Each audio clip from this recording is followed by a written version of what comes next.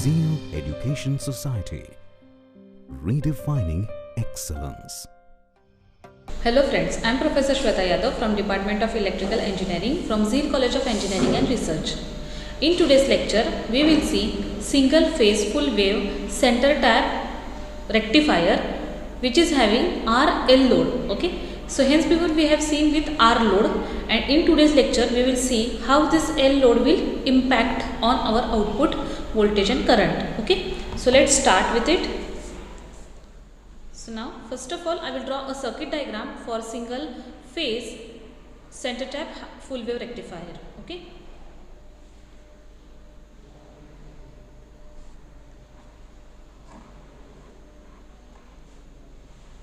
So this is a source signal,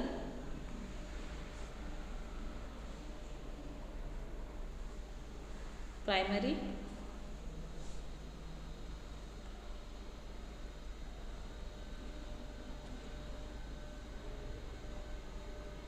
secondary,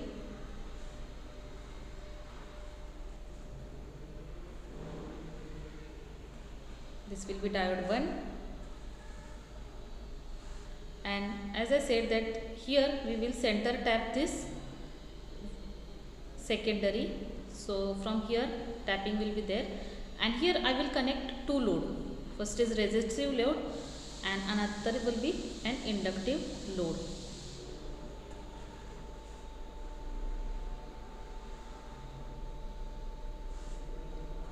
Here also I will connect another diode D2.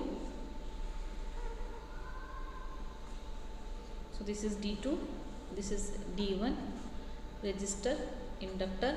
Voltage across this diode will be VD1, voltage across this diode will be VD2. So input wave will be Vm sin omega t, which is equal to Vs here. Okay, and we will get output voltage across this both, that is VO or V0. Okay.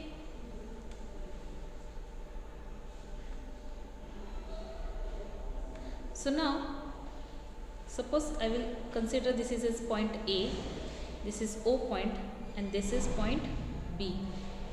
So here we will see, as I have told in center tap full wave rectifier where R load was considered, at that time the same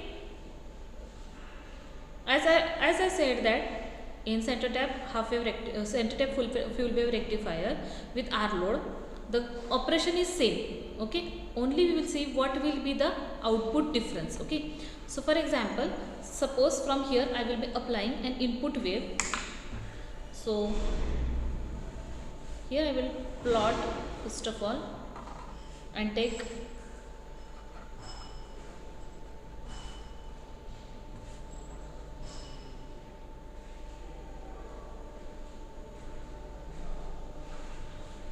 so here I will plot Vs, that is input voltage, then I will see an output voltage omega t, so output voltage Vo, then I will see voltage across diode 1,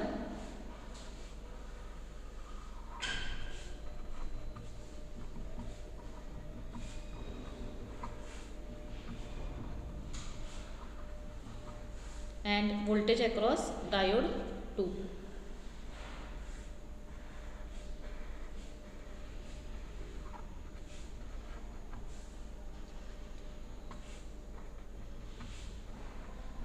And very important is I0 is output voltage, or IO output voltage.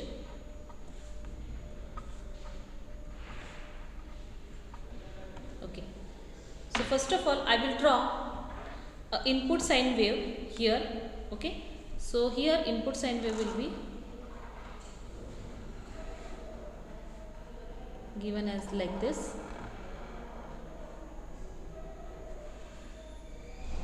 Okay, which is having a peak value of Vm. Okay, so this is an input sine wave. Now we will see the operation of this circuit. So first of all, when I am applying an positive half wave on from primary to secondary, okay, and as I told that this primary and secondary will be of 1:1 ratio, okay, for our convenience we have took this. And so here will be, suppose for positive half cycle, here will be plus minus, here will be plus and minus. So A will be more positive compared to O and B. Okay, so if A will be more positive, then this diode D1 will be in forward biased, as well as here is negative, so here it will be minus and plus, and so D2 will be again in a reverse biased. So this circuit will be probably become like this. So this will be acting as a closed switch across this resistor and inductor, and this will be acting as a open switch, and so my current will be flowing in this direction.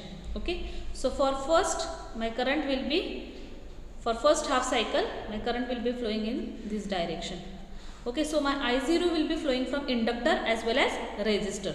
So here on the output side V0, here I will get, for the positive half cycle I will get output here voltage as a Vm with the magnitude Vm. Okay, so Vm sin omega t will be the output here I will be getting. So now we will see for the negative half cycle. Okay, so for negative half cycle I will be using another color pen, that is blue. Okay, so here for the negative half cycle my A will be now negative, my B will be positive. So if my A will be negative and B will be positive, at that time my D1 will be here in this way. So D1 will be reversed biased and D2 will be here, as I have told, positive. So D2 will be in a forward biased. So again ultimately my this circuit will become, this will be open switch because it is in reverse bias. Here is my inductor and resistor connected. So this is my D1, this was D1, D2. Okay, so here also, and my D2 will be in forward biased. Okay, so D2 will be working like a closed switch here, and so my current will be flowing from this positive to here negative. So in this direction again my I0 will be flowing. Okay, and so here for the negative half cycle, as current will be flowing, here voltage will be again plus Vn. Okay, and again for the next half cycle the first diode will be in a conducting state, and so again I will get here a positive. In this way I will get a full wave rectification for center tapped rectifier with RL load. Okay, now here we will see, just like how we have seen in half wave rectifier, for positive half cycle the output voltage was positive, but whenever the negative half cycle was coming, at that time our inductance was getting discharged, and so we were so the notch was observed at output voltage here for half wave rectifier. But here continuously current is flowing from this inductor and resistor, and so there will be no chance of discharging this inductor, okay, or the energy releasing of this inductor, and so here notch is not observed because for the negative half cycle also from the another diode it is conducting, and so it will not get a chance to get discharged or to get a low energized, okay, of inductance. And so in this center tap full wave rectifier, which is RL load, having RL load, this rectifier we will not see any type of notch, and so there will be not necessary of any freewheeling diode or any other specializing means anything changes which will be made in this circuit. Now we will observe VD1. Okay, so my VD1 means for first half cycle. So for this first half cycle my diode 1 was conducting, and hence here voltage will be 0. For the next half cycle, here for the next half cycle my diode 1 was open circuit. So for the next half cycle my diode 1 was open circuit, and so here I will be observing a 2 Vm, because here will be 2 Vm here voltage across this diode 1 will be 2 Vm minus 2 Vm. Okay, so here voltage is minus 2 Vm observed. Okay, why? Because for the negative half cycle my D1 will be open. Okay, and again For the another positive half cycle, again D1 will be in conducting state, and so voltage across it will be 0. Similarly, for D2 here D2 is closed, okay, for D2 is closed for the second half cycle.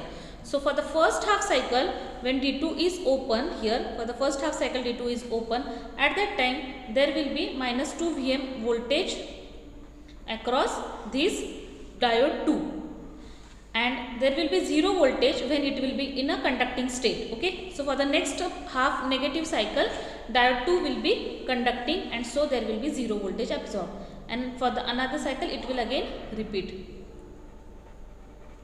Okay, so in this way our peak inverse voltage will be minus 2 Vm,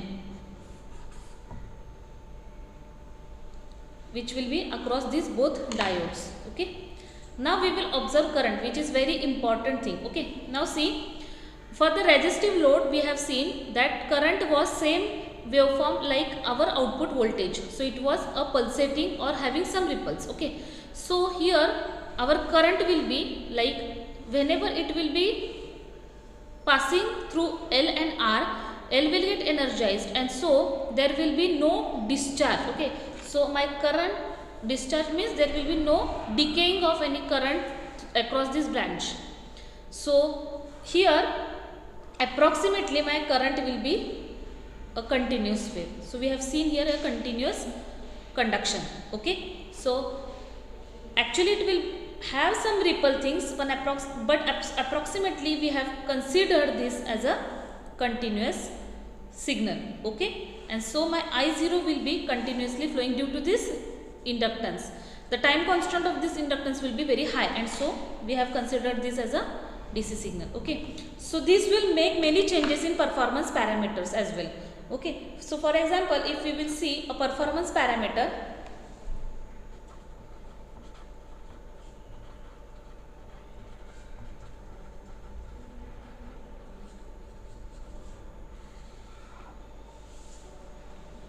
so here very first thing is average output voltage.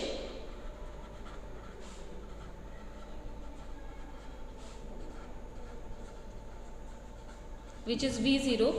So V0 is equal to 1 upon T times 0 to T V0 into D theta or D omega T we will consider here. Okay, so time period here will be continuously for pi radians. So V0 is equal to 1 upon pi 0 to pi, and input sine wave is Vm sine omega t into d omega t. Now I will solve this equation. Okay, then after solving this equation, my output voltage V0 I will get as 1 upon pi. So this Vm will come outside, so it will become Vm 0 to pi sine omega t d omega t, and finally output will be 2 Vm by pi. So this will be my average output voltage, which is 2 Vm by pi. So next will be our average RMS output current voltage. Second is RMS output voltage, which is equal to VOR. So VOR is equal to 1 upon square root of 1 upon T 0 to T VO square d omega t. So that will be, suppose I will take this square on left hand side. So VOR square 1 upon T 0 to T VO square d omega t, and I have took this time period as a 1 pi, and so it will become 0 to pi Vm square sine square omega t d omega t. Okay, after solving this equation I will get value as a Vm upon root 2. Many times I have solved this equation. Okay, so you may refer other videos also how to solve this equation. Okay, so VOR is equal to Vm upon root 2. Then my third point will be my output. Actually it will be average output current. Okay, IO. Okay, this will be average output current I0, okay, and I0 is equal to output average voltage upon R. So that will become 2 Vm upon pi into R. So this is my I0. Similarly, I will say about fourth one is RMS output current. So that will indicate as a IOR. So now in this case we have seen that our output current is not having any, it was a continuous signal, and so it was not having any RMS value. So that will be equal to an average value. So that will be equal to I0 only. So my I0 and my IOR will be same here. Okay. So here my IOR will be equal to 2 Vm upon pi R. Okay. So as these both currents will be same, further all parameters will get changed. Okay. So how they will get changed we will see. So fifth one is, after that, in order to find out our efficiency, we need PAC and PDC, that is output AC power and output DC power. So PDC we will find out. So PDC formula is VO into IO. Okay, so VO we know that is it is 2 Vm upon pi and into IO or I0. So here it will be again 2 Vm upon pi R. So that will become 4 Vm square upon pi square R. So this is a PDC. Similarly, we will see about PAC. So sixth one is PAC. Here we will take VOR into IOR. VOR we are knowing it is Vm upon root 2 into IOR we are knowing 2 Vm upon pi R. Okay. So ultimately my PAC will become Vm square upon pi R. Its value will become, PAC value will become root 2 Vm square upon pi R after simplifying it. Okay. So seventh one is again our efficiency. So efficiency is nothing but PDC upon PAC into 100. I will substitute these both values here. So PDC is 4 Vm square upon pi square R into PAC. So I will take a reciprocal of it. So pi R upon root 2 Vm square. So finally answer here I will get 90.03% efficiency. So see, here due to the inductance there are less ripples, and so our efficiency is also good here, that is 90% efficiency. Next is we will see, so we will see next is form factor. So form factor FF will be the ratio of RMS quantity to the average quantity of voltages, which is equal to Vm upon root 2 into VO, means output is as we know pi upon 2 Vm. So reciprocal of it, which is equal to 1.117. Okay. Then will be ripple factor voltage.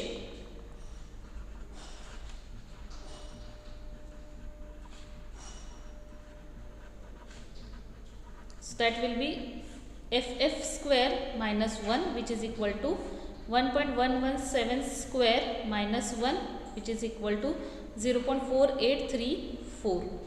Okay. And the last, second last, it is peak inverse voltage. Here as I told that peak inverse voltage here will be when diode will be in off condition, that is reverse bias. So in peak inverse voltage will be minus 2 Vm.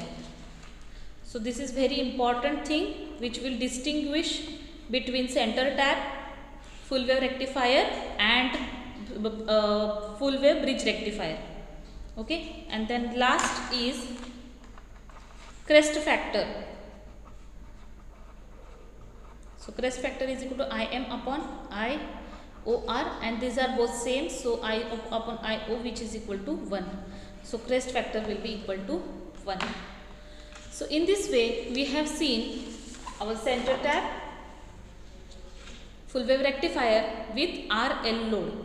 So due to this RL load, there will be no notch observed in full wave rectifier because conduction will be continuously there. Okay, and here we will only see the differences that on peak the voltage across the diode will be minus 2 Vm as compared to in full wave bridge rectifier. There it will be peak inverse voltage will be minus Vm. Okay. So in this way we have seen center tap full wave rectifier with RL load. I hope students you have understood this, and thank you for watching this video. Zeal Education Society, redefining excellence.